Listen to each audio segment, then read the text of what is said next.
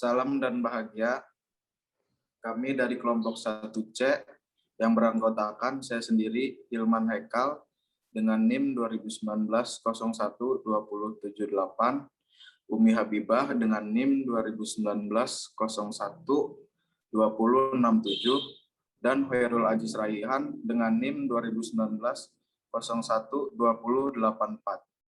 Kami di sini ingin mempresentasikan hasil tugas ekonomi teknik. Penjelasan pertama akan dijelaskan oleh saya sendiri mengenai aliran kas.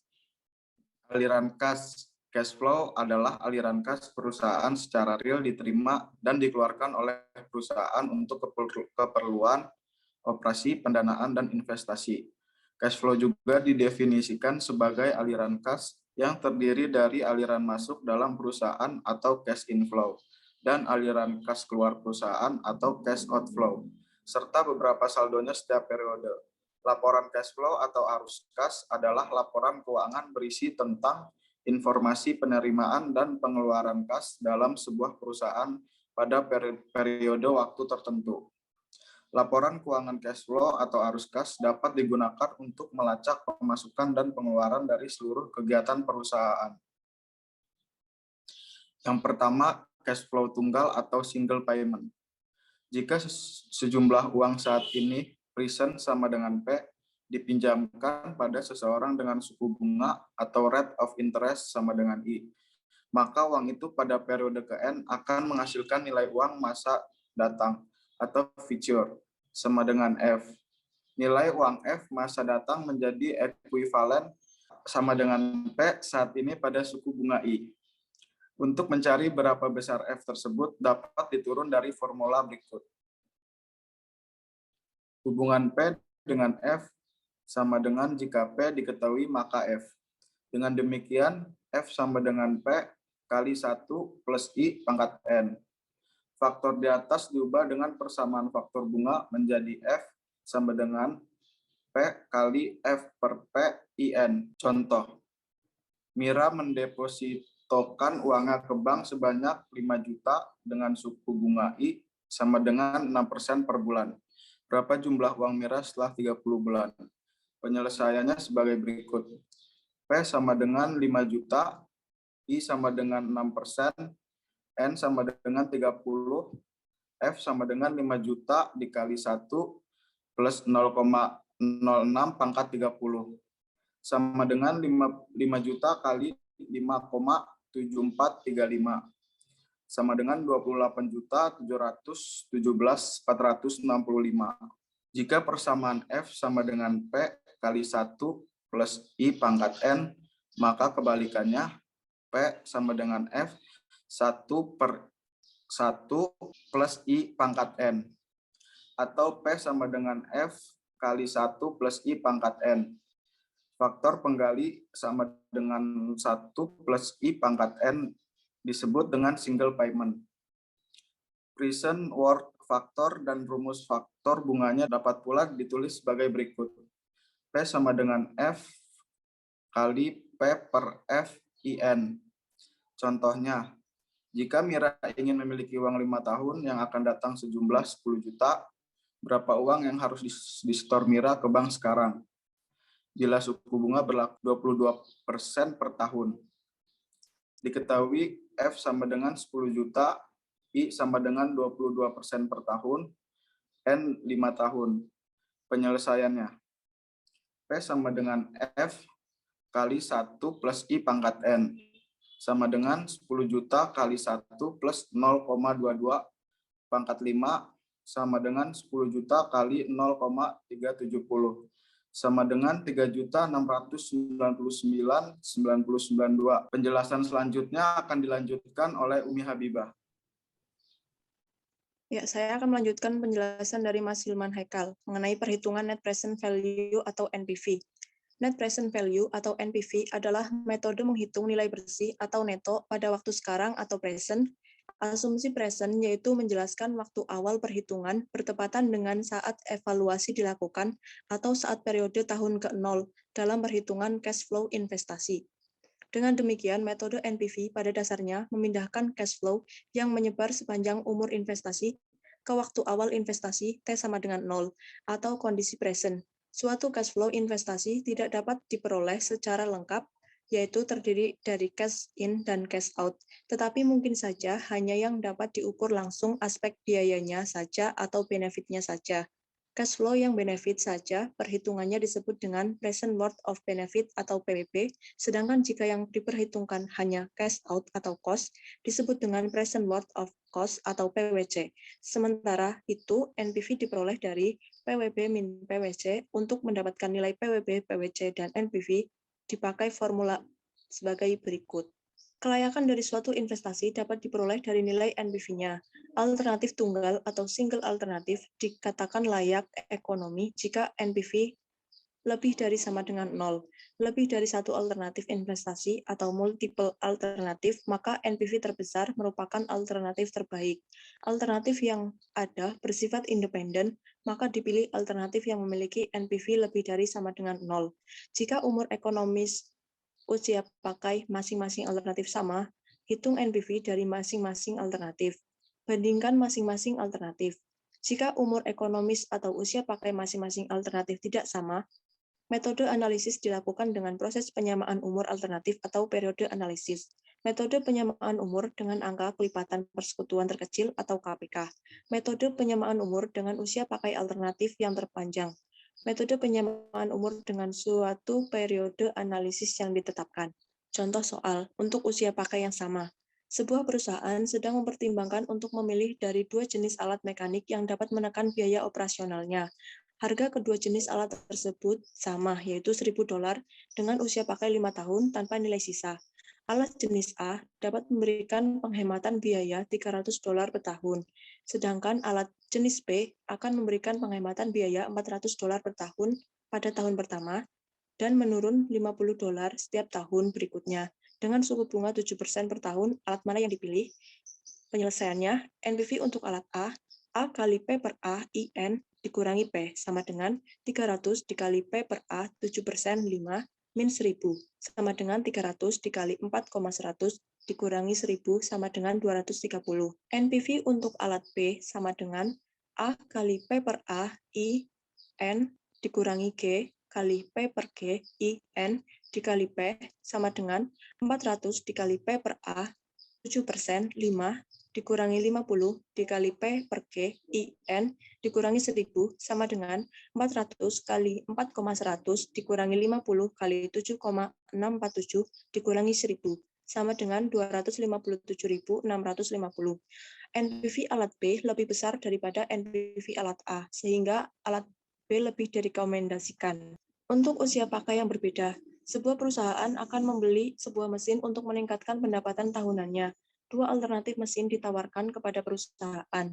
Mesin X dengan usia pakai 8 tahun, harga beli 2,5 juta rupiah, keuntungan per tahun 750.000 rupiah, nilai sisa di akhir usia pakai 1 juta rupiah. Mesin Y dengan usia pakai 16 tahun, harga beli 3,5 juta rupiah, keuntungan 900.000 rupiah per tahun, nilai sisa di akhir usia pakai 1,5 juta rupiah. Dengan tingkat suku bunga 15% per tahun, tentukan mesin mana yang seharusnya dibeli. Penyelesaiannya, periode analisis harus disamakan, yaitu 16 tahun. NPV mesin X sama dengan A kali P per A 15%, 16, ditambah F kali P per F 15%, 8. Ditambah F kali P per F 15%, 16, dikurangi P min F kali P per F 15%, 8, sama dengan 750.000 dikali 5,95423 ditambah 1 juta kali 0,3269 ditambah 1 juta dikali 0,10686 dikurangi 2,5 juta dikurang 2,5 juta dikali 0,3269 sama dengan 1.582.182,5. Untuk NPV mesin Y, A sama dengan A kali P per A 15%, 16, ditambah F dikali P per F 15%, 16, dikurangi P, sama dengan 900.000 dikali 5,95423 ditambah 1,5 juta dikali 0,10686 dikurang 3,5 juta sama dengan Rp2.019.097. Jadi NPV mesin Y lebih besar daripada NPV mesin X, sehingga dipilih mesin Y. Selanjutnya, perhitungan payback period. Analisis payback period pada dasarnya bertujuan untuk mengetahui seberapa lama periode investasi akan dapat dikembalikan saat terjadinya kondisi pulang pokok atau break-even point. Lamanya periode pengembalian ataukah saat kondisi PEB adalah sebagai berikut, di mana K sama dengan periode pengembalian, CFT sama dengan cash flow ke periode ke T. Jika komponen cash flow, benefit, dan cost-nya bersifat annual, maka formulanya menjadi KPBP sama dengan investasi per annual benefit dikali periode waktu. Untuk mengetahui apakah rencana suatu investasi tersebut layak ekonomis atau tidak, diperlukan suatu ukuran atau kriteria tertentu. Dalam metode payback period ini, rencana investasi dikatakan layak atau feasible jika K lebih dari sama dengan N dan sebaliknya. K yaitu jumlah periode pengembalian dan N umur investasi. Contoh soalnya. Suatu investasi sebesar Rp120 juta akan diikuti oleh biaya operasional Rp10 juta per tahun dan benefit Rp30 juta per tahun. Umur investasi 8 tahun. Setelah itu, aset akan laku terjual Rp50 juta. Diminta hitunglah payback period investasi tersebut. KPBP sama dengan investasi per annual benefit dikali periode waktu sama dengan 120 juta dibagi 30 juta dikurang 10 juta dikali tahunnya sama dengan 6 tahun. Karena K sama dengan 6 tahun kurang dari N yang 8 tahun, maka periode pengembalian investasi memenuhi syarat atau layak. Selanjutnya akan dilanjutkan oleh Mas Khairul Aziz Raihan. Perhitungan benefit cost ratio. Metode benefit cost ratio atau BCR adalah salah satu metode yang sering digunakan dalam tahap-tahap evaluasi awal perencanaan investasi atau sebagai analisis tambahan dalam rangka menvalidasi hasil evaluasi yang telah dilakukan dengan metode lainnya. Di samping itu, metode saat ini sangat baik dilakukan dalam rangka mengevaluasi proyek-proyek pemerintah yang berdampak langsung pada masyarakat banyak atau public government project. Dampak yang dilakukan baik yang bersifat negatif maupun positif. Metode BCR ini memberikan penekanan terhadap nilai perbandingan antara aspek pemanfaatan atau benefit yang akan diperoleh dengan aspek biaya dan kerugian yang akan ditanggung atau cost dengan adanya investasi tersebut. Adapun metode analisis benefit cost ratio atau BCR ini akan dijelaskan sebagai berikut. Rumus BCR sama dengan benefit per cost atau sigma benefit per cost. Jika analisis dilakukan terhadap present BCR sama dengan PWB per PWJ atau sigma T sama dengan 0 sampai N GBT dikali FBT FBB kali T atau per sigma T sama dengan 0 sampai N CCT dikali FBB kali T. Jika analisis dilakukan terhadap annual, BCR sama dengan EUAB per EUAC atau sigma T sama dengan 0 sampai N CBT dikali FBA kali T per sigma T sama dengan 0 sampai N CCT kali FBA kali T. Untuk mengetahui apakah suatu rencana investasi layak ekonomis atau tidak setelah melalui metode ini adalah jika BCR lebih 1, investasi layak atau feasible. Jika BCR kurang dari 1, investasi tidak layak atau unfeasible. Contoh soal. Diminta formulasikan persoalan di atas dalam bentuk grafis cash flow. B. Evaluasi rencana tersebut dengan metode BCR jika I sama dengan 10% per tahun. Penyelesaian. Formula masalah. Kelompok benefit terdiri dari benefit langsung atau bagian pemerintah. Penjual toko. sama dengan 40% dikali 300 toko dikali 50 juta sama dengan 6.000. Sewa toko sama dengan 60% dikali 300 dikali 5 juta per tahun sama dengan 900 juta per tahun. Benefit tak langsung atau bagi masyarakat. Pertumbuhan ekonomi masyarakat atau G1 sama dengan 20% dikali 0,5 juta dikali 12 bulan dikali 2000 KK sama dengan 240 juta per tahun. Peningkatan lahan atau G2 sama dengan 5% dikali 20 juta dikali 1000 hektar sama dengan 1000 juta per tahun. Jadi gradient benefit sama dengan G1 plus G2 sama dengan 240 juta dikali 1000 juta sama dengan 1240 juta per tahun. Kelompok biaya atau cost terdiri dari investasi awal sama dengan 10.000 juta. Biaya operasional atau AC1 sama dengan 350 juta per tahun. Disbenefit Messi atau AC2 sama dengan 2000 KK dikali 0,050 juta dikali 12 bulan sama dengan 1.200 juta per tahun. Jadi gradient cost AC1 plus AC2 sama dengan 350 juta dikali 1.200 juta per tahun sama dengan 1.550 juta per tahun. Jadi grafik cash-nya seperti gambar berikut ini. B. Evaluasi rencana. BCR sama dengan PWB per PWC atau sigma T sama dengan 0 sampai N CPT per FBB per T per sigma T sama dengan 0 sampai N CCT per kali FBB kali T. PWB sama dengan sigma T sama dengan 0 sampai N CPT dikali FBB kali T.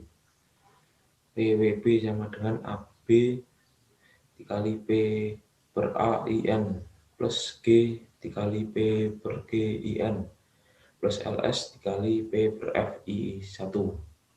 PWB sama dengan 900 dikali P per A 1015 ditambah 1240 dikali P per G 105 ditambah 6000 dikali P per F 101. PWB sama dengan 900 dikali 7,606 ditambah 1240 dikali 40,152 ditambah 6000 dikali 0,9091.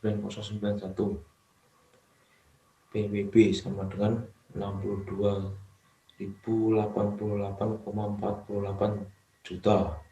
PWC sigma T sama dengan 0 sampai N CCT dikali FBB dikali T. PWC sama dengan 1 plus AC dikali P per AIN.